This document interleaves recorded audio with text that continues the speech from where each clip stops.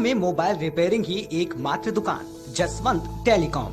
प्रत्येक रविवार को जहां होते हैं विभिन्न प्रकार के गेम और विजेताओं को मिलता है कीमती उपहार।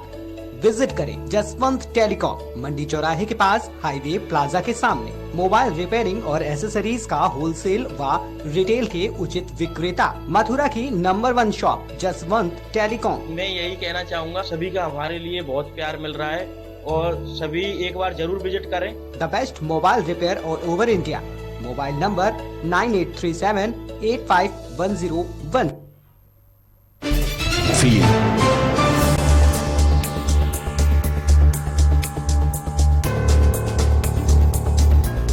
ब्रेक के बाद एक बार फिर आपका बहुत स्वागत है। नमस्कार, मैं सोनाली और आप देख रहे हैं केकेडी न्यूज। रुक करते हैं इस वक्त की बड़ी खबरों पर।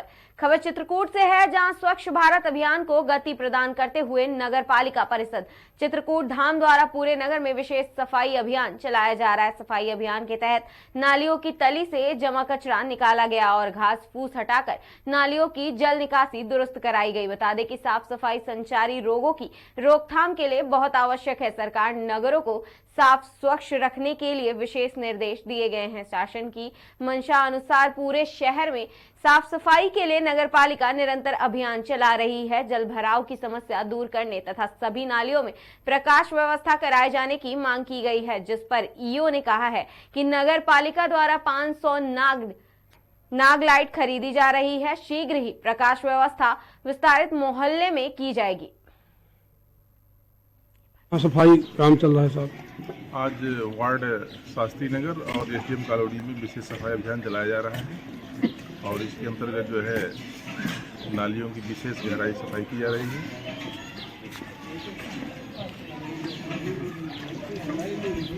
शासन से जो सफाई अभियान का मानक है वो किस हिसाब से है और जनता को क्या संदेश देना चाहते हैं कि नगर साफ सुथरा रहे? बस यही कि जितने भी वार्ड्स हमारे हैं, जितनी नालियाँ हैं, नाले हैं, इनका बराबर सफाई होती रहे ताकि कोई जल जमाव न रहे, मच्छर न लगे। और संचारी रोग नियंत्रण अभियान के तहत जो है इस तरह की सफाई कराएंगे तभी हम लोग मच्छरों से, मलेरिया है, डेंगू से बच सकते हैं। इसी के अंतर्गत जो है नालियों की सफाई हो रही है। घर घर जो कूड़ा गाड़ी है वो किसी गली में नहीं जा रही है। लोग कहते हैं कि गाड़ी नहीं आ रही है और तमाम लोग जो है कूड़ा करकर नालियों में ही फेंक देते हैं। हमारे यहाँ जो डोर कूड़ा कलेक्शन होता है और बराबर वार्डों में जा रही है गाड़ियाँ और कूड़े को जो है कलेक्शन करके ले जा रहे हैं हम MRF सेंटर पे और पर्याप्त जो है हमारे पास गाड़ियाँ हैं और बराबर जो है कूड़ा कलेक्शन हो रहा है। जनता से क्या कहना चाहेंगे सफाई मेंटेन? जनता हमारा सहयोग करे साफ सफाई में, क्योंकि जनता के सहयोग ही नगर पालिका की सफाई हो पाएगी। और उससे मेरा यही निवेदन है कि हमारे सफाई में सहयोग करें, कूड़े को जो है डस्टबिन में डालें या कूड़ा गाड़ी में डालें ताकि जो है खुले सड़क में न फेंकें, ताकि हमारे सफाई कर्मी जो है।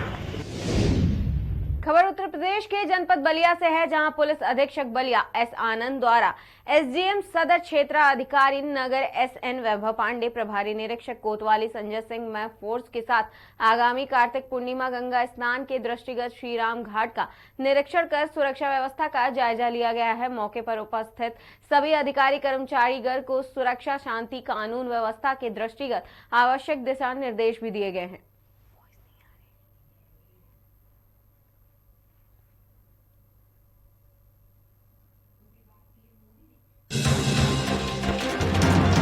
की बड़ी ब्रेकिंग सामने आ रही है। बस्ती से ये खबर आ रही है, जहां जांच की नाम पर लंबित है कोटेदार का कारनामा। 3 महीने के राशन के गबन पर ग्रामीणों ने ये पोल खोला और मोर्चा खोली रखी है कि खबर चलने के बाद अटैच कोटेदार को सौंपा गया 3 महीने का राशन। वायरल वीडियो में कोटेदार के भाई ने 10,000 रुपए विभागीय अधिकारी को देने की बात कही है। एसडीएम गुलाब चंद के शक्ति के बावजूद भी कोटेदार पर मेहरबान विभागीय अधिकारी। तत्कालीन जिला अधिकारी ने शिकायत के बाद कोटेदार रामानंद को किया था निलंबित। ग्रामीण ने कोटा निस्तारितकरण के लिए रखी है मांग। कुदरहा ब्लॉक के ग्राम पंचायत भंगूरा का मामला बताया जा रहा है।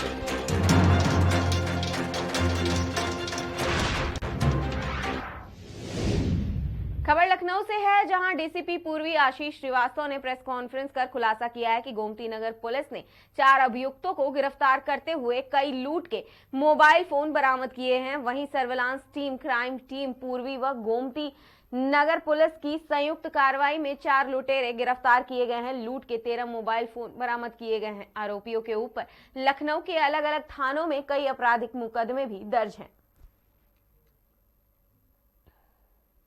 क्षेत्र में बीते कुछ दिनों से मोबाइल स्नैचिंग की घटनाएं हो रही थी, जिस संबंध में सभी घटनाओं के संबंध में 392 अभियोग गोमती नगर में पंजीकृत किया गया था और इस संबंध में हमारी गोमती नगर और पूर्वी की क्राइम टीम लगातार भ्रमणशील थी और इन सब की पहचान करने की कोशिश कर रही थी।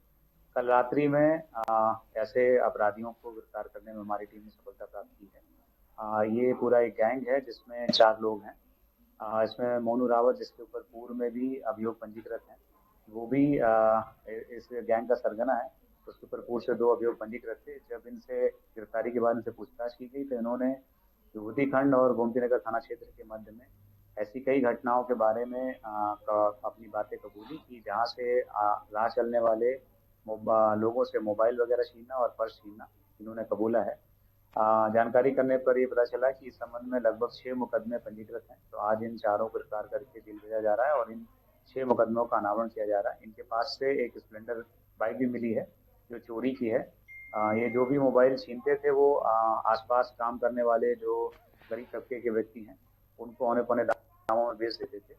आगे भी हम लोग प्रयास करेंगे कि ये इस प्रकार की घटना ना कर पाए। घटना को अंजाम ये लोग देते थे, किस तरह की कर सकते हैं, कोई योजना बना? ये जैसा एक गैंग सा इन्होंने बना रखा है, तो आसपास के लोगों से बाइक ले लेते थे या फिर जैसे ये चोरी की बाइक इनके पास से बरामद हुई है, इस बाइक का प्रयोग करके 2 या 3 लोग एक साथ बाइक पे निकलते थे और जहाँ भी अंधेरा था और जहाँ पे अकेला कोई व्यक्ति जाता हुआ दिखता था जो फोन पे बात कर रहा है, उसके कान से फोन छीन के भागते। क्या लगता है ये जो गाड़ियाँ, चोरी की गाड़ी थी, जैसे किसी आम आदमी की गाड़ी को चोरी करने के बाद घटना को अंजाम तो नहीं दिया?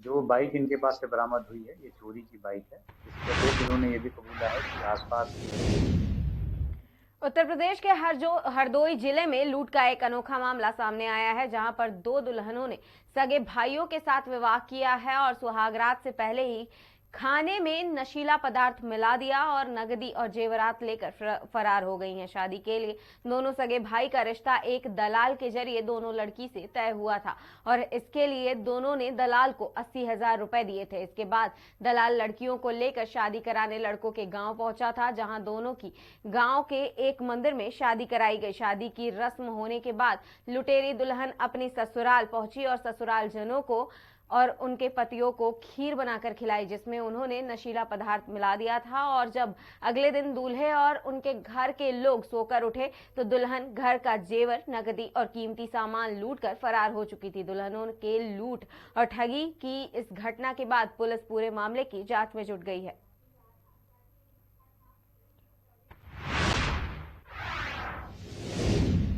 खबर लखनऊ से है, जहां डायबिटीज से लड़ने के लिए रैली निकाली गई है। वहीं जनरल फिजिशियन डॉक्टर अशरफ आलम ने रैली निकाली है। बता दें कि इंजीनियरिंग कॉलेज से सहारा ग्रेस तक की रैली निकाली गई है। सहारा ग्रेस में कैंप लगाकर डायबिटीज सहित अन्य बीमारियों के मरीजों का निःशुल्क इलाज किया गया है। बड़ी संख्या में वायरल और डायबिटीज के मरीज कैंप में पहुंचे हैं। डॉक्टर साहब, आज कैंप रखा गया था, किस तरह का ये कैंप था और कैसे पेशेंट होते?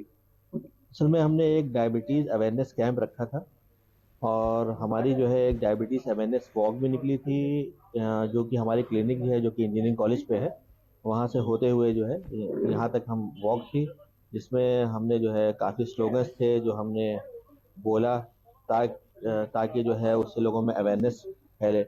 और यहाँ पे जो है हमने डायबिटीज़ से ही रिलेटेड कैंप रखा था ताकि जो है डायबिटीज़ को यहाँ पे फ्री मेडिसिन भी दी गई डायबिटीज़ के पेशेंट्स को और उनकी फ्री चेकअप्स भी हुए, क्योंकि यहाँ पे अच्छी खासी आबादी है, यहाँ पे ओल्ड एज पेशेंट्स भी काफ़ी हैं जिनके लिए वहाँ जाना थोड़ा मुश्किल होता है। तो हमने कहा यहाँ पे एक कैंप भी रखते हैं, उससे लोगों का भी फ़ायदा हो जाएगा और लोगों में जागरूकता भी फैल जाएगी।